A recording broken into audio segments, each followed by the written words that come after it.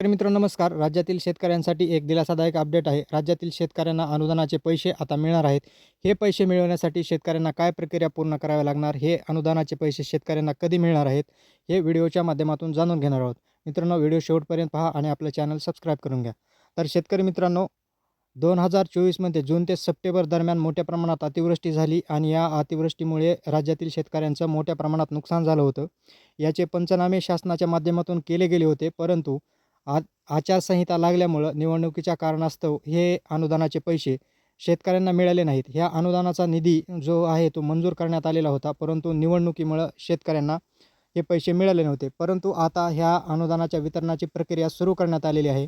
आता शेतकऱ्यांना या अतिवृष्टीच्या अनुदानाचे पैसे थेट आधार लिंक बँक खात्यात जमा केले जाणार आहेत. त्याच्यासाठी शेतकऱ्यांना आता ई-KYC करावी लागणार आहे. आता गावोगाव या अतिवृष्टी अनुदानाच्या याद्या लागणार आहेत आणि शेतकऱ्यांना KYC करावी लागणार आहे. ही KYC केल्याच्यानंतर शेतकऱ्यांना आता हेक्टरी अनुदान दिलं जाणार आहे. मित्रांनो, माहिती आवडल्यास आपलं चॅनल सबस्क्राईब करा. धन्यवाद.